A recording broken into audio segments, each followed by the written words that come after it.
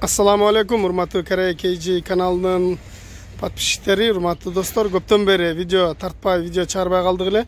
Өзүңүздөр билесиздер, белгилүү себептер менен. Мына 2020-жылы бул биринчи видео. Бул сиздерге видеонун алдында айта кетчү нерсе, биз мындан бияка 2014төн жогорку машиналарды тартып көргөзө баштайбыз. Себеби дегенде 2014төн ылдый, мурун силер билгендей eski maşlar girmey turgan болуп калды уже. Жылы 2012-2013 maşlar girбейт, 2014төн жогорусу. Жана менде Matiz 3 жана Porter 1 суранбай эле койсоңуздар болот. Себебен аны тартып көргөзгөн менен алар Кыргызстанга кирбейт. Андыктан биз анда ушул алдыңыздарда көрүп турган Kia Bongo'дон мен сиздерге көрсөтүүнү улантайын. Бисмилла дегенде бунун жылы 2015-16 экен. Неге 2015-16 деп калышат да? Булар баягы 2015-жылдын 7-8 айында чыккан машиналарды 2016 деп айтышат экен. Ошондуктан ушу 2015-16 жылкы 1 тонналык Kia Bongo автоунаасы ак түстө. Алдыңкы дискалар, баллондор мондай, дискалары титановый экен. Арканкысы болсо зимний. Арка жагын бир сирамына көрсөтө кетейин. Аркасында яшиги бар. Бул мына тиникке капталган. Üstünde olsa temirden bagajnik var. Андай болгон. Мен сиздерге бир сыра ичин көргөчтөн алдың, сыртын бир сыра көрсөтө кетейин. Мына аркасында баллондор, запаскалары даже коюлуп аптыр. Аркасында мына защитный дугасы турат. Дуга деп билем, эмне дейт эле. Ушунда бул жагынан көрүнүшү. Мына месе муну бизден ключу ачкычы бизде турат. Мунун ачып азыр İçini görgözeyim. Adegендele жылы 2015. 2015. Мына поддержава, электропакет. İçi olsa таза экен, сиденьяларын жыртылган жерлери жок, бардыгы жакшы. Мына сиденьянын да кнопкасы, алдыга аркага жыла турган кнопкасы экен. Андыктан, я бисмилла. Бул машинанын өзгөчөлүгү мультируль, подушка безопасности бар, мультирульдер бар экен бул жагында, жана монитору бар. Көрөтөсүздөр, аябай чоң монитор экен. Бул жагына карасак, складывание зеркала, подогрев зеркала, подогрев руль, подогрев сиденья, MP3 магнитофон, кондиционер, USB-га выходтар бар экен. 6 ступка, 6-ступенчный неме коробка механика. Бул жактарында панелдеринде эч кандай тешилген жерлери жок, бардыгы таза. Бардыгы бүтүн. Бул жактарында да ушундай машина аябай таза экен. Бу арка жактары плафон койбой тур. Пленкасы да чечиле эле экен. Бул болсо сиденьясы. Муну тургузуп койсо эки адам отурат, аны өзүңүздөр жакшы көрсөтөт. Ичинде политтер дагы жакшы кымбат баалуу политтерден коюлуп тур. Мен сиздерге дагы бир айта кетчү нерсе, бул электрозеркало экен. Электрозеркало, аны көрөтөсүздөр. Бул жакта складывание зеркалалары бар. Подушка безопасности бар экен азыр. Бул жагына карасаңыз, мындай авторегистратор дагы бар экен. Азыр мен сиздерге мотор жагын ачып көргөзөйүн мунун. Мотор жагын.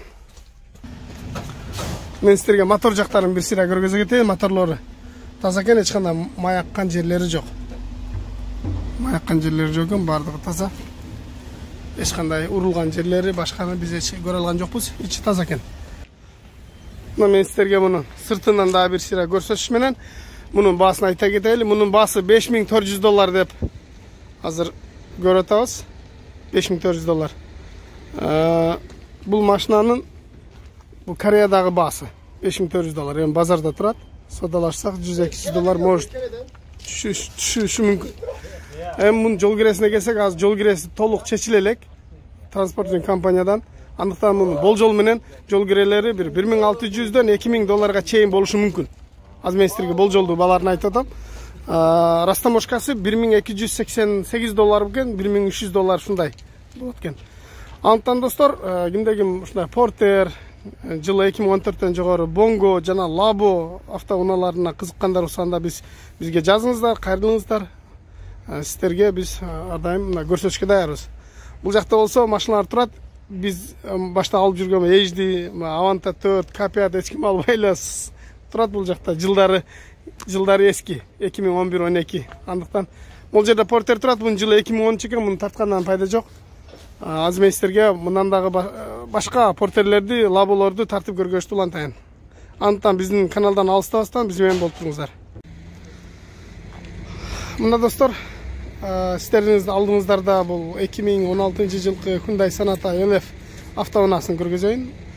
Мунун жылы 2016, экобиом заводской 5-чи поколениедagi газ, свети белый жемчуг. Андыктан бул машинаны сиздерге жакындан көргөзүп, жана тааныштыра кетейин. Мунун дөңгөлөктөрдүн размери 205 65 16. Бул машинаны мен сиздерге арка жагынан дагы бир сыйра көргөзө кетейин да, андан кийин ички салонго көңүл бурайлы. Ушундай болгон LF автоунаас. Hyundai Sonata. Мында бисмилла дегенде эле салонду ачып, мен сиздерге жылын көргөзөйүн. Жылы 2016. Полный электропакет. Электрозеркало, складывание зеркала, кожаный салон, кожасында эч кандай жыртылган жерлери жок. Бул сиденьясы болсо ручной экен, кол менен жылган. Асты палас. Бул такси эмес. Таксилер билесиздер, алды мындай палас эмес болот. Палас болбойт, мындай пластмассага окшогон материалда болот. Азыр мен сиздерге багажын дагы көргөзөм. Мунун сиздерге мультируль, подушка безопасности бар, штатный магнитофон, MP3, Bluetooth, кондиционер, жана бул жагында USB-га выход бар экен, жана перекрутитель. Коробка автомат, бул жагы подстаканник, кожалары эч кандай жыртылган жерлери жок экен, кожалары, сиденьялары жакшы. Панелдеринде теш жерлери жок, бул болсо двухсторонний скотч, бирдеме чаптаган окшойт. Эстегенде мунун километри канча экен ачып көрөлүчү, километри 75 000. 535 000 жүргөн машина экен. 2016 жылкы. Антон мен сиздерге салон арканкы багажын көргөзөйүн. Салонун көргөзүп болгон окшойт. Да көрө атасыздар, эми сиздер буга чейин жөнөткөн машиналарды таанып эле калдыңыздар. Бул газ, эч кандай бензин куюлбайт. Багажын болсо бир сыра жууп тазалап коюш керек экен. Бул газ баллон 80 литр. Мына көрө атасыздар, бул жагында датчиги бар. Канча жүргөнү. Запаскасы жок экен. Баллон күлүштөрү жок экен. Булар бардыгы заводской герметикте. Эч кандай урулган жерлери жок экен. Бул жактары дагы заводской герметикте урулган жерлери жок болгону. Жууп тазалаш керек экен машинаны, аябай киркен, базарда турат. Бул жактары дагы заводской герметикте экен. Бул жактары өзүнүн кармай турган жери бар экен. Мага чыта кызык болуп калды. Багажын жаба турган жерлери бар. Бул капталынан көрүнүшү. Мына ветровиктер анча-мынча мындай жерлер сынып калыптыр. Бул арзан эле турат, алмаштырып койсо болот. Бул жагынан көргөзүп коеюн. Машинаны бул чип ключ, жана ключүн көрсөтө кетпептирмин. Бул клюнкалары сыйрла эле экен. Бул жакта да клюнкалары сыйрла эле экен. Ушундай достор, азыр мен сиздерге мунун мотор жагында тартып көргөзүп коеюн. Мотор жагын. Мына достор, капотун ачтык.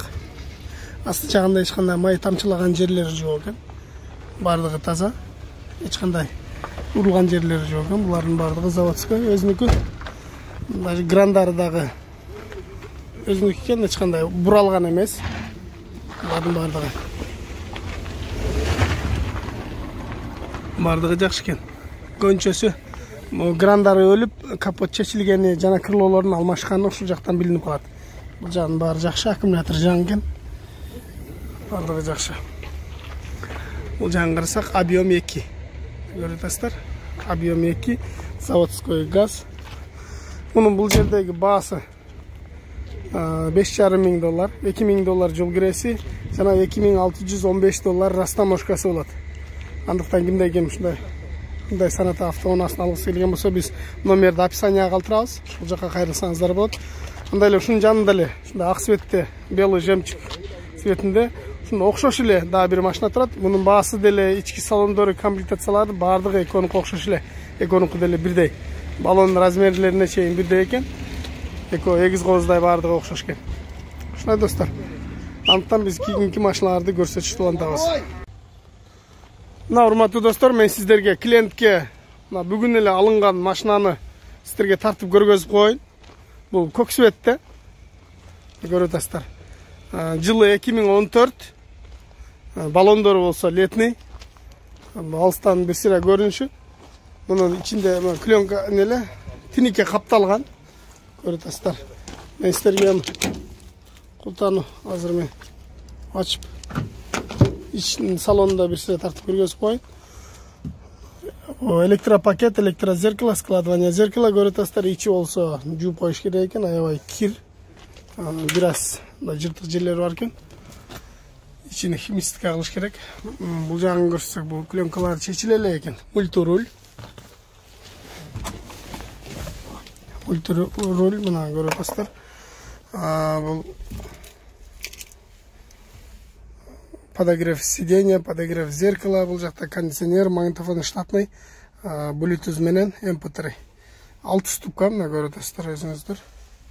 Аябай кир экен, муну жууп тазалап коюш керек. USB-ге выход.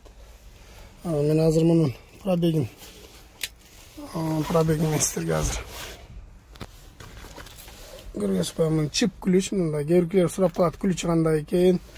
Ошого бир сразу эле айта кетип көрсөтүп коеюн. Мунун пробеги 65.920.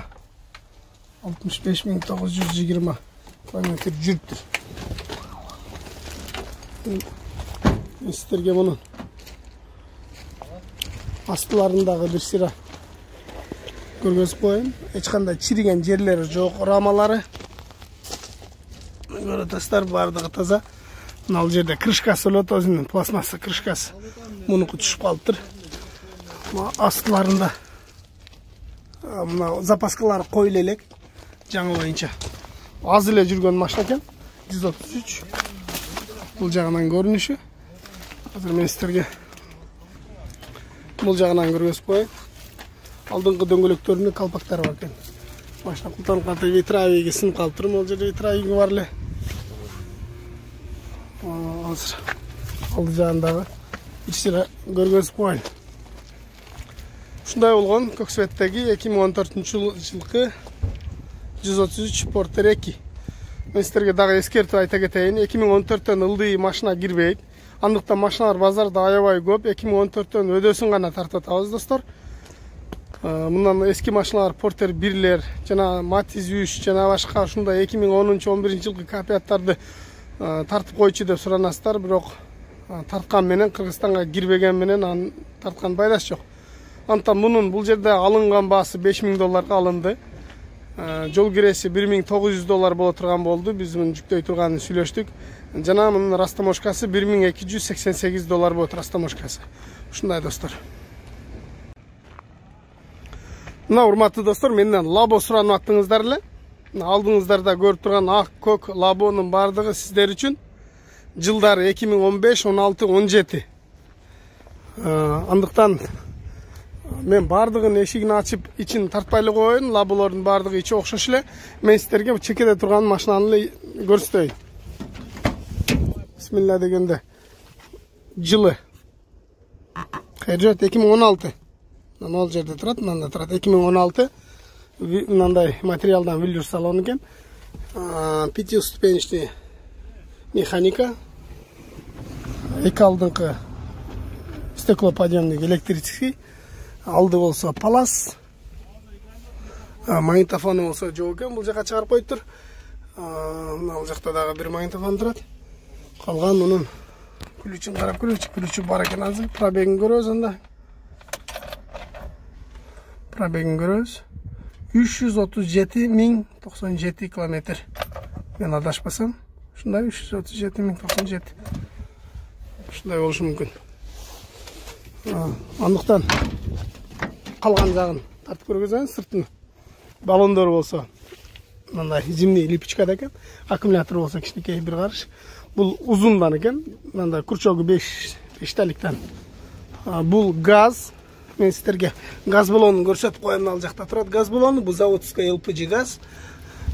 Арка жагынан көрүнүшү. көрөтасыздар. Бұл алды жағынан көрініші көрөтасыздар. Мұның жылы 2016. Мұның бұл Кореядағы басы 2,5 мың. Жана мына 2017-дағы 2017 тұрат деді, қайыр тұрат. Сонда басы 2016 мен 2017-ның басы 2,5 мың. Кореядағы басы $1200 жол кіресі. Жана $550 растамашкасы болады. Эми бир $10-15 плюс-минус болушу мүмкүн. Ушундай. Достор, анықтан мынал 2015 жылқы ақ лабаны көрсөтөйүн сиздерге. Бұның жылы 2015. Ақ түсті. Балондар болса бираз эскирип калыптыр. Bunun salonuna tartkanı azırkında ile okşaş eкен. İçine girip tartkanı bolot. Bası $2300. $2300 bul dele şunday okşaş dedi. $2300. Bunun dele rastamoşkası jol giresi $1200 jol giresi, rastamoşkası $550 şunday bolot. Olacakta tenti menen turat, arkada ştorkası menen. Бұл жақта да ушундай шторкасы мен үстүндө багажниги менен бар экен. Бул жагында 2015 жазылып туратыны жылдары сиздерге көрүнбөй атат болуш керек. Мындай кылып туруп 2015 деп жазып койгон. Булар болсо жылы эски манда турат бирөө. Бул дагы жылы 2015, үстүндө багажниги бар, аркасында тенти бар. Мында басы $2300 деди. Ушундай туугандар, кимде ким ушундай лабо издеп аткан болсо, жылы жаңы портер издеп аткан болсо, анда бизге кайрылыңыздар. Биз сиздерге жеткирип беришти. Буйруса улантабыз. Анда Матиз турат, Матизди тартып кой дегендер болсо керек, мен сиздерге эске салып айта кетейин. Мында жылы эски машиналар Кыргызстанга кирбейт. Мындан бияка менден Матиз 3 же болбосо Портер 1 ушундай суранбай эле коюңуздар. Андыктан Кыргызстанга 2014төн жогорусу 14, 15, 16, 17 ушундай жылы жаңы машиналар кире турган болот. Андыктан достор, барыңыздар не үчүн деген суроолорду мага комментария жазбастан деле түшүнүп коюңуздар. Кирбейт дегенде значит кирбейт экен да, аны биздин колдон келбейт ал. Не болгондо биз не кылат элек? Биздин колдон келгенде биз анда 2010дон жогорусун киргизе турган кылып коет элек. Ушундай достор. Мына достор, мен сиздерге дагы бир портерди көргөзөйүн анда. Бул Көксөбөттө жылы 2014, 133, объем 2,5, бул дизель. Бул жагынан көрүнүшү. Бул жагында болсо мына ящикчасы бар экен, балондор болсо зимдий. Ичи болсо мусоркана болуп кетти. Сиздерге салонун көрсөтөйүн. Мунун болсо мына көрдүңүздөр, жылы 2014. Электропакет, электрозеркало, складывание зеркала. Көпчүлүк портерлерде мындай комплектация жок. Кожаный салон, кожасы болсо мындай трещина болуп калыптыр. Бираз кир экен. Эми жууп тазалап койсо болот. Салонго отуруп мен сиздерге мына көргөзөйүн. Булар чекелери под дерево, мультируль, көрөтасыздар. 6-ступенечный механика, Bluetooth, MP3 магнитофон. Бул подогрев зеркала, подогрев сиденья, кондиционер. Өзүңүздөр көрүп аткандай. Бул жагында жөн эле двухсторонний скотч экен. Мунун эми ключу бар экен, көрөлү. 324 000 километр. Ключу болсо мындай чип ключ экен. Машинанын ичи бираз кир экен, жууп тазалап коюш керек экен. Андыктан ким алчу болсо жууп тазалап алса болот. Ушундай достор, бул чекесинде чийилген, бул бортунда чийилгендери бул эми баягы грузовой машиналарда боло берет. Мында чийилген нерселер, муну нарашка такканда полный крастетип койсоңуздар болот. Бул жагынан көрүнүшү. Алдын жеринде кичине чийилген жери бар экен. Калган жактарда алдын балондору летний, аркасы болсо мындай зимний экен. Ушундай достор. Мен сиздерге мунун баасын айта кетчү болсом, баасы $5,500. Кореядагы баасы 2014. $1288 растаможкасы. Жол киреси болсо $1900 жол киреси болот. Мурун bir kontenerге 6дан портер жүктөлсө, азыр 4төн гана портер жүктөлө турган болот. Себеби бул жаңы портерлерди, жаңы машиналарды 6дан жүктөгөнгө бираз кыйыныраак, себебинде урулуп калышы мүмкүн. Өзүңүздөр билесиздер, мурунку жүктөлгөн портерлер бирине бири тийип, сүзүлүп, алдында аркалары чийилип калчу. Мындан бияка андай болбойт. Кымбат машиналар бираз азырактан жүктөлөт. Ичине 4төн гана жүктөлөт. Ошон үчүн баасы кымбатыраак. Ушундай достор, андыктан Biz дагы портерлерди тартышты улантабыз. Достор, мен сиздерге мына Hyundai Starex автоунаасын көрсөтө кетейин. Күн чагылышып жакшы көрүнбөй атса керек. Үзүр, кечирим сурайм. Андыктан азыр мен сиздерге ыңгайлуу кылып тартышты аракетин ылайын. Мунун жылы 2018. 2.4 бензин, кечиресиздер, LPG газ. 2.4 LPG заводской газ. Hyundai Starex автоунаасы. Дөңгөлөктүн размери 215ке 65ке 17 экен. Андыктан мен сиздерге мунун салонун көргөзөйүн. Бул жаңы машинанын салонун. Бул жака көңүл буруңуздар. Жылы болсо 2018. Бул жагын караңыздар. Полный электропакет, электрозеркало, складывание зеркала экен, кожаный салон. Ортосу болсо кызыл, чекелери болсо коричневый болгон. Кожа экен. Эми салонду отуруп көрөлү. Подушка безопасности, мультируль. Бул жагын көрдүңүздөр, LPG газ. Автомат коробка экен. Автомат коробка. Монитор бар экен, Bluetooth. Бул жагын көрдүңүздөр. Подогрев сиденья 3 режимде. Подогрев сиденья водительский жана пассажирский. Бул үстү болсо мындай чехол менен капталыптыр. Авторегистратор бар экен. Бул жагын жана мен сиздерге көргөзө кетчү нерсе, потологу дагы мындай өзгөчө экен. Көрдүңүздөр, чекелери кызыл, ортосу болсо бежевый кожада. Жана мынан ички салонунда көрдүңүздөр. Ички салону дагы мындай кызыл кожа менен тигилиптир. Бул болсо ортоңку сиденьясы. Муну алып койсо да болот, болсо же болбосо жаткырып койсо да болот экен. Бул потолокторунда дагы управление, печканын управлениялары бар экен. Жана ортосунда күзгү жана плафон. Азыр арка жагынан дагы көрсөбүз. Ар бир айнектерде занавеска шторкалары бар экен. Жана могул жерге дагы көңүлүңүздөрдү бурам. Болсо карбон менен капталыптыр. Карбон менен подстаканниктер экен. Муну тургузуп койсо бул жерге дагы адам отурса болчу да экен. Жана бул жерине подлокотниктери мен көрө атасыздар. Кооз экен. Ичи болсо жууганга ыңгайлуу мындай материал экен, баягы. Не деп коет эле? Линолеумга окшогон сыяктуу. Жана бул жагында нелер бар экен. Андан мен сиздерге арка жагынан да тартып көргөзөйүн муну. Бул жагын көрдүңүз. Бул жагын көрдүңүздөр. Бул мына сиденьянын аркасында мына защитниги бар экен. Бул көтөрүлөт окшойт. Көтөрүлөбү. Ушуна путун коюп алса дагы болчу да экен. Аркасын көргөзөйүн. Бул 3, 6, 7 орунду экен. 7 орунду. Аркасынан көрүнүшү. Бул Hyundai Starex, Grand Starex экен. Азыр мен Starex десем, мына комментарийга Grand Starex тартып кой деп суранасыздар. LPI деп турат. LPG менен LPI-дын айырмасы эмнеде деп сурап каласыздар да. Менин түшүнүгүм боюнча, менин жеке түшүнүгүм боюнча, LPG бул газ, LPI деген ошол газды чачып берген система. Баягы бизде түшүнүк боюнча карбюратор, инжектор, монопресс дегенде эле бул LPI деген ошону чачып берүүчү жанагы эмненин аты? Аппараттын аты. Бул жагынан көрүнүшү, бул жагында дагы эшиги бар экен. Бул жагын өтпөй эле коеюн. Багажын ачып көргөзөйүн, багажы култан экен туугандар. Андыктан мен сиздерге артында спойлери да бар экен, мына көрүп атасыздар. Артында спойлери дагы бар. Парктроник бар экен. 4 парктроники. Жана чекесине мындай жылтырак хромдор чапталыптыр. Мына стопторго дагы. Ушундай достор.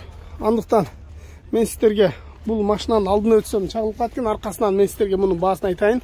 Мунун жылы 2018ге 19 экен. Жылы жакшы жаңы экен. Мунун Кореядагы баасы эле $21,000 экен. Мунун жол киреси $2600 жол киреси. Жана растаможкасы баягы таблицаны карап эсептеш керек. Болжол менен буну жылы жаңы болгондуктан растаможкасы арзан эле болуш керек. Где-то бир мен жаңылбасам бир $1000 тегерегинде же болбосо бир $1,500 жетпеген растаможка болуш керек. Урматтуу достор, биз азыр растаможканы тактадык. Бизге келген жана таблицаны карап айтышка туура келди. Мунун жылы жаңы $3400 болот экен растаможкасы. $3400 болот экен. Андыктан өзүңүздөр калькуляторду алып жакшына кошуп аласыздар. Жылы жаңы 2018 болгондон кийин $3400 растаможкасы, $2600 жол киреси, плюс бул жердеги баасы $21000. Эми бул базар соодалашса бир аз түшүп берсе керек. Анан көпчүлүк ойлойт бул өзүнүн машинасын тартып атат. Мен өзүмдүн машинамды тарткан жокмун, бул базарда, базарда туруп тартып атабыз. Ушуна достор. Мына урматтуу достор, мен сиздерге дагы бир ак светтеги 133 2016 жылкы портерди көргөзөйүн. Көрүп турасыздар, мунун алдыңкы дөңгөлөктөрү зимний экен, бирок желип калыптыр, дискалары титановый, аркасында калпактары бар экен. Көрүп турасыздар, мунун балдырды жакшы. Мына тиникке капталган. Бунун электропакет, электрозеркало, мына складываниясы жок экен. Сидениясы бир аз жыртылып калыптыр. Мультируль деген жок. 6 ступка, подогрев зеркала менен подогрев сиденье бар экен, кондиционер экен. Bunun hazır kança kilometre жүргөн айтып бере албайм. İçi таза экен.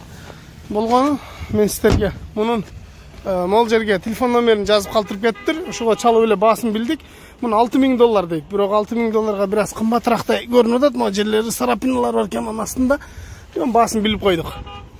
Ушундай достор, бунун жол киресин растаможкасын айтып отурушунун кереги жок дегенде мен башта айтып өттүм, бардыгы бирдей эле. Ушундай достор. Урматтуу достор, менден көптөн бери Kia K3 тартып кой деп суранып аттыңыздар эле, бирок эч убакыт болбой атты. Азыр мына K3 учурап калды. Ушул K3 сиздерге тартып көргөзүп коюн тура көрдүм, бирок бул K3 жаңы эле бир балдар алышыптыр. Ошол алынган болсо деле сиздерге ошол канчага алынды жана бул кандай машина экенин сиздерге көргөзүп коюн. Бунун жылы 2017 ак светтеги Kia K3 автоунаасы. Мол жагынан көрүнүшү. Жана мен сиздерге мунун ичин салонун көргөзүп коюн. Дискалары болсо титановый экен. 205 55 16 повторительдери бар экен. Бесключевой доступ. Бул салону полный электропакет, электрозеркало, складывание. Жылы 2017 көрүп атасыздар. Бул кожаный салон.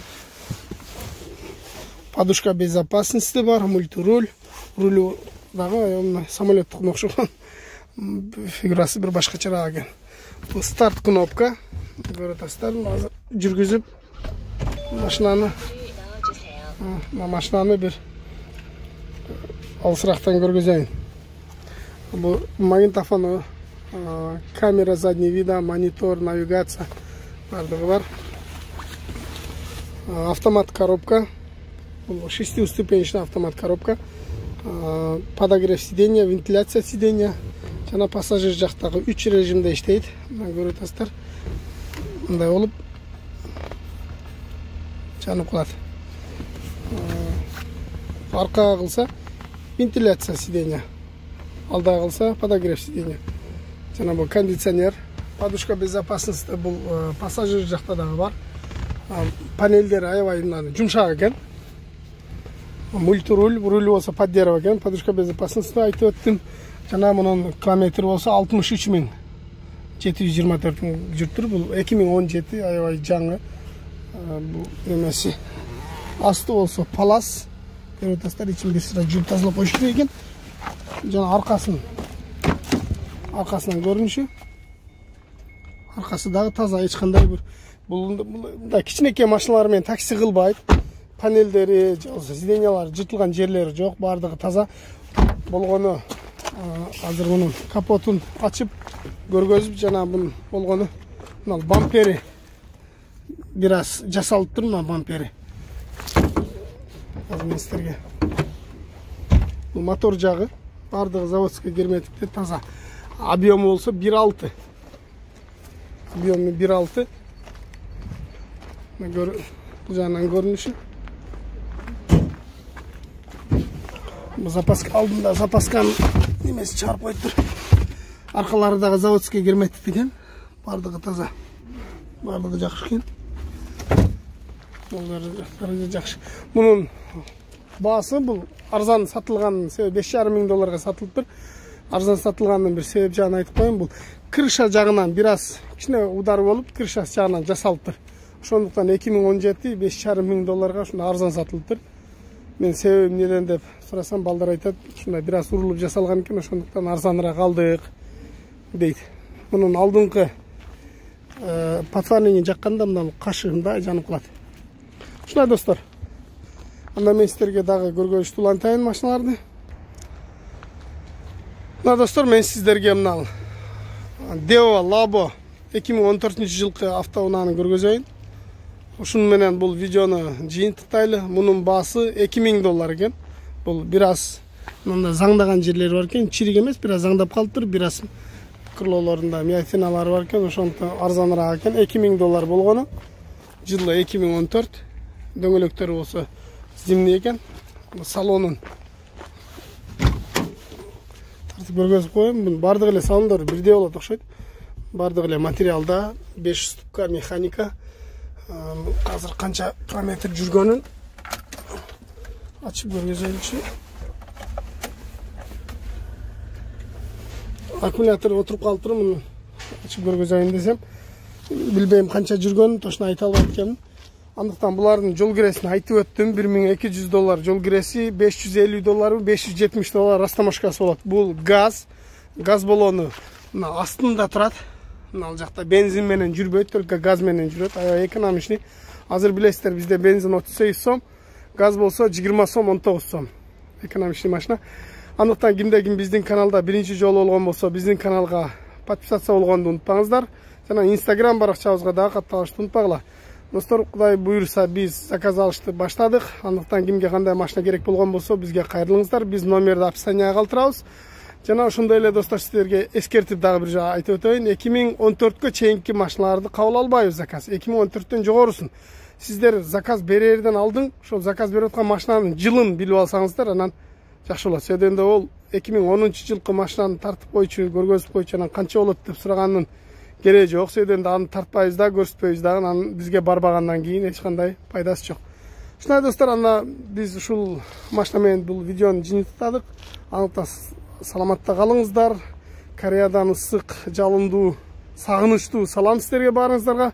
Баарыңыздарга рахмат, Алла ыраазы болсун. Биздин видеону аягына чейин көргөнүңүздөр үчүн.